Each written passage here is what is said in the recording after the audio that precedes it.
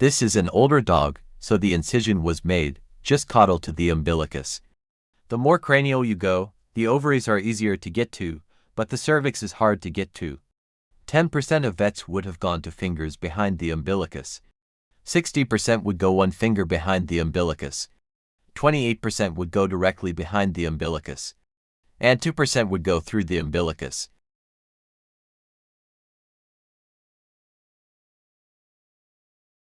The fat is cut away, so the linear alba is visible. Removal of the fat also helps with placement of the ovarian clamp. The subcutaneous fat cannot get caught in the clamp. It separates fat from muscle, making closure easier. It also helps you distinguish abdominal fat from subcutaneous fat.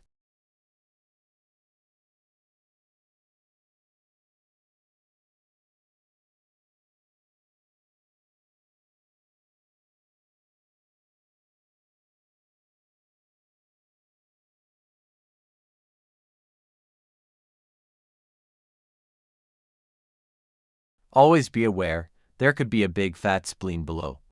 So tent the muscle high for the reverse stab incision. You can easily miss the linear alba in dogs, just by a few millimeters. First check you are through the peritoneum and into the abdomen. If you can see muscle and the peritoneum, then you are off target. To fix this, snip the peritoneum close to the linear alba. And when you extend, just direct your scissors so they are in line with the linear alba. Keeping your incision small actually makes the spay easier, as you can exteriorize the uterus without fat and intestines bulging out.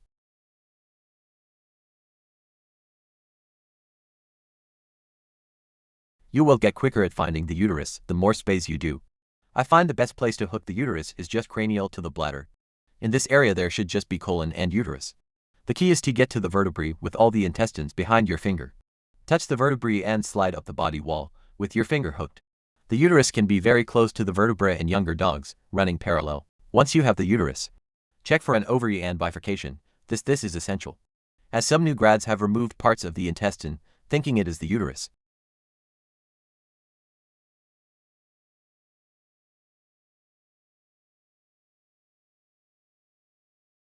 With my left hand, I push down to grasp the ovary and then pull it up. I then transferred the ovary to my right hand, sliding down the suspensory ligament with my left index finger. Once at the insertion to the rib, push down and it should break in seconds. You must be at the attachment site or as close as possible. Don't confuse the suspensory with the renal ligament. This runs to the kidney and should not be broken, as it will protect the ovarian vessels. In the broad ligament, find a clear window below the position of the ovary. Make sure you are not close to major ovarian vessels. Too many new graduates are too close to the vessels and are inclined to damage them, resulting in significant bleeding. I always use a Carmalt clamp, as this is much gentler and causes less damage than a P.N. Rochester. You need to walk the clamp down so it is well below the ovary. I close the clamp but don't click it until I have pulled out anything that has got caught. If this is the first time seeing this technique, this bit will make you anxious. It is perfectly safe and is a game changer for difficult spays. I place a clamp behind the ovary, another alongside and cut, separating the uterus, giving you better exposure and visibility of the ovary.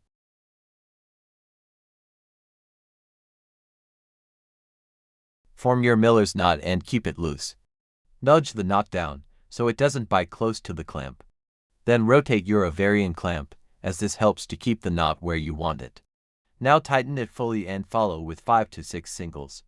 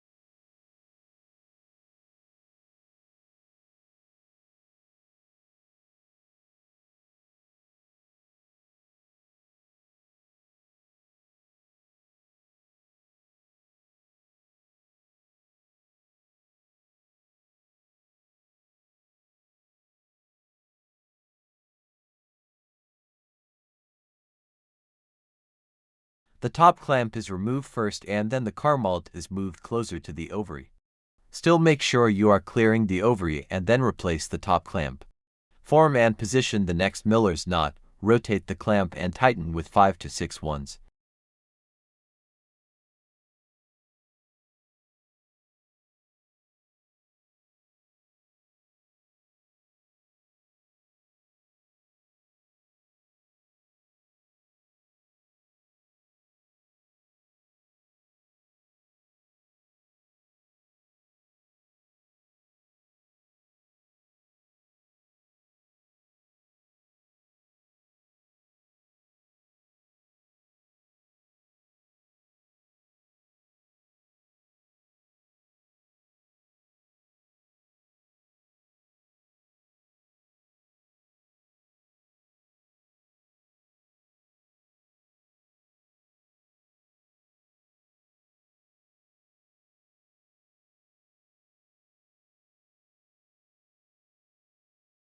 The other advantage of this technique is that we can check for bleeding safely, remove both clamps and hold onto the bursa. If there is bleeding, replace the clamp below the ovary and add a ligation. If there is no bleeding, we can replace the clamp and remove the ovary.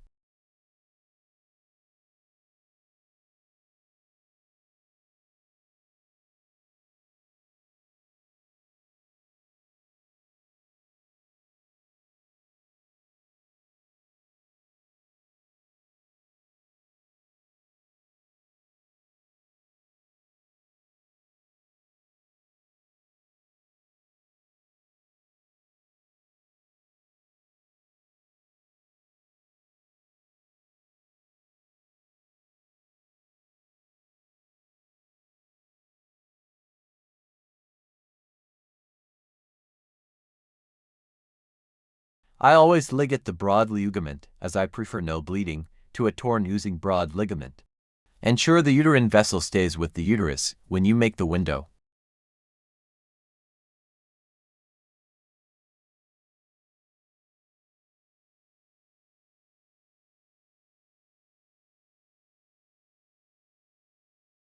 A surgeon's knot is sufficient. I rotate the clamp, so the knot doesn't bite near the clamp.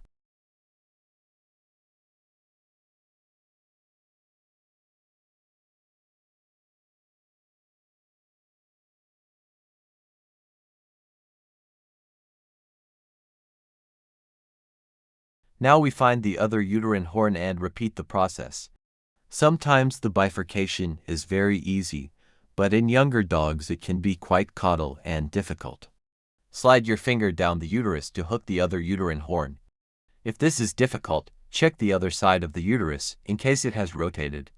If you still can't find it, use the same technique we did to find the first uterine horn.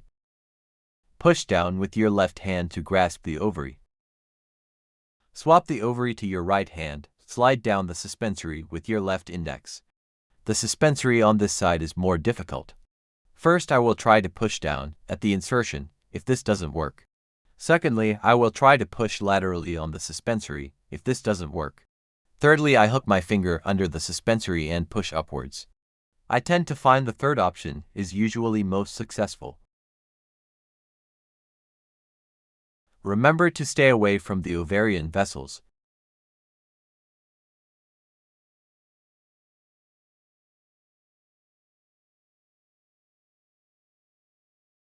Place your ovarian clamp, separate the uterus and then ligate with 2 millers.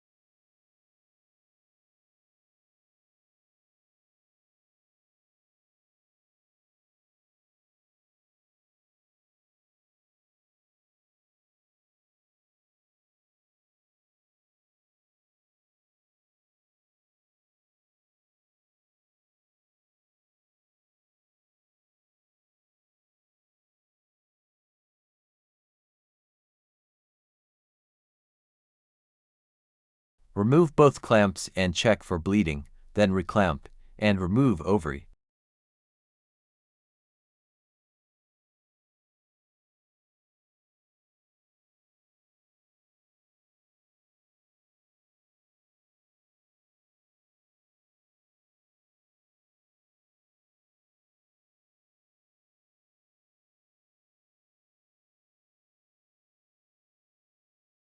Now ligate the broad ligament.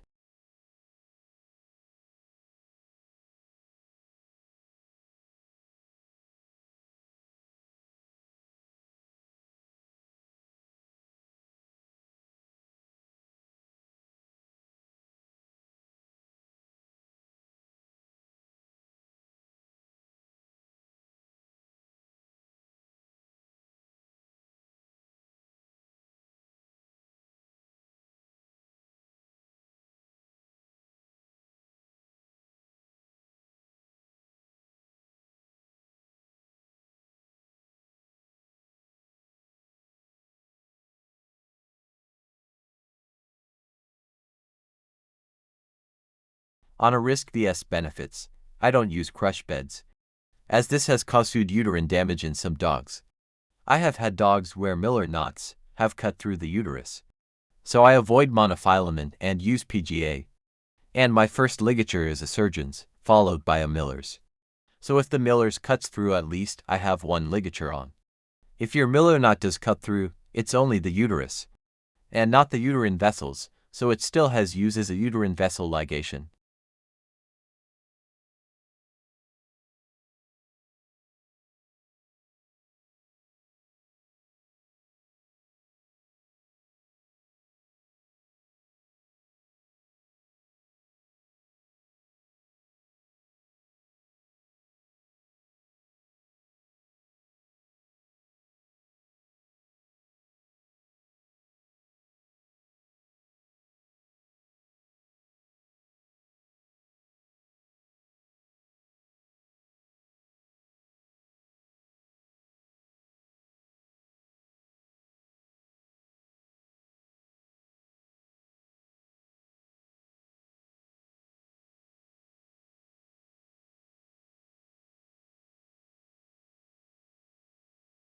As you watch the different bitch spay videos, you will see different techniques. As all bitch spays are different, here with the uterus I only place a surgeon's and a Miller's. In other videos, it may be surgeons, Millers and a transfixing. Or surgeons and two Millers, you'll have to adapt to what's in front of you. Some universities are very disturbed if you leave the crush bed in the dog. So hence here, I cut below the clamp. If your scissors are of poor quality, it is better to use a blade. As these are rescue dogs, you have to be very secure with the closure, as the following day they will be bouncing around, barking in their kennels. I tend to close the muscle with cruciates. Be careful not to tie the ligatures too tight, as this can cause pain and also muscle inflammation. Occasionally I will use a continus but place an Aberdeen or Sargans halfway across the muscle. Very rarely I will do simple interrupted. Choice of suture is usually coated PGA or catgut, as we can control ligature tightness better. Remember, we are working to a very limited budget.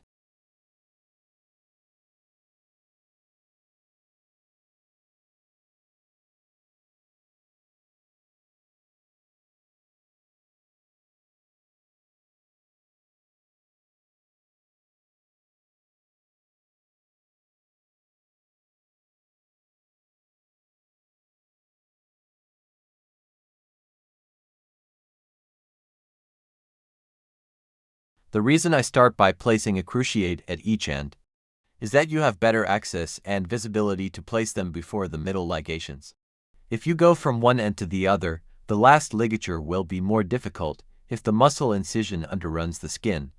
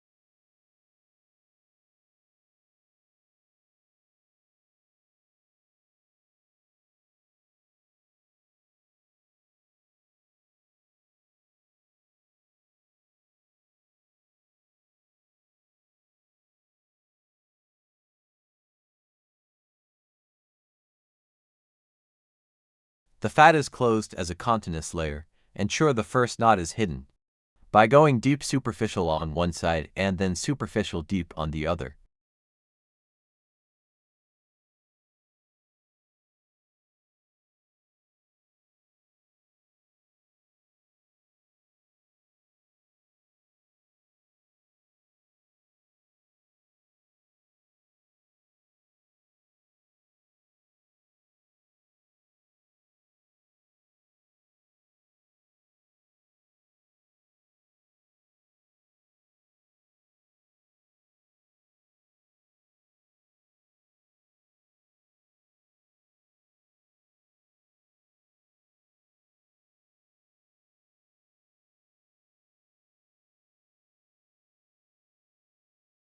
Now the knot sits under the fat. It is important that the first pass is deep superficial, otherwise the knot will be pulled up.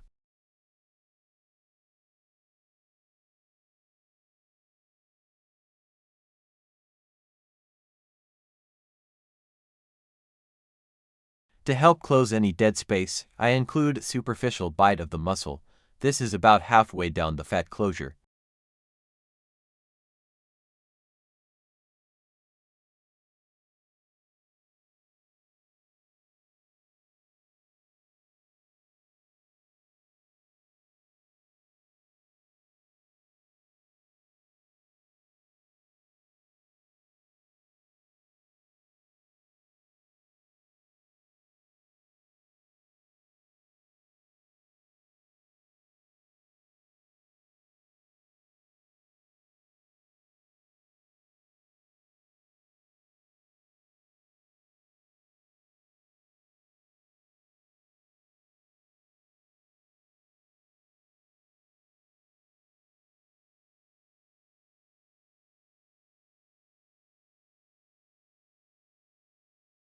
The fat suture pattern is finished with the surgeons.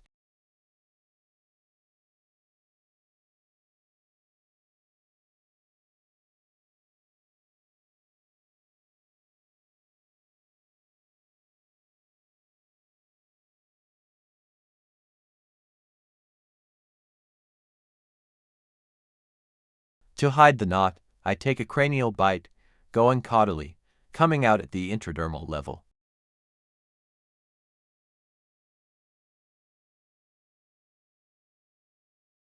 This pulls the knot down, so it can't interfere with the intradermal closure.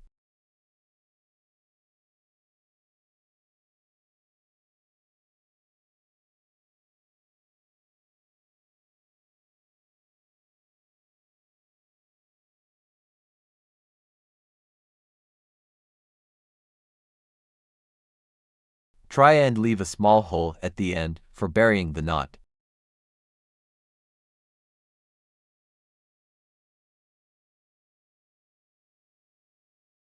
The intradermals can be finished with the surgeons or Aberdeen. Aberdeens are easier to bury. However, recent research shows they are much more likely to unravel, causing wound breakdown. You can reduce the number that unravel by passing the suture through twice at the end. And not just the once, and also by leaving a longer tail.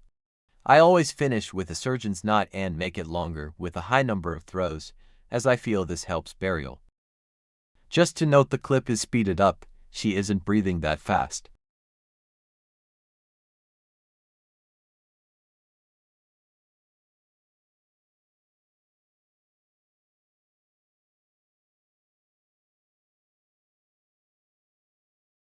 Burial of the knot is essential. If you have left a hole, it will be much easier. Pass the needle close to the knot, and come out some distance away by lifting the skin over the needle. If the needle glides through, then it will bury easily.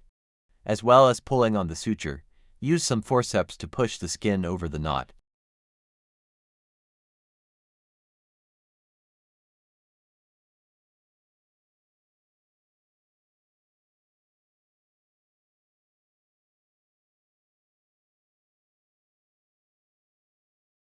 If the knot will not bury, pull the needle back out and try again. If it seems impossible to bury, swap to a larger needle and this will make a passage for the knot. If it isn't buried, the knot sits between the skin, edge-to-edge healing cannot occur. and the wound will open once the knot starts to dissolve.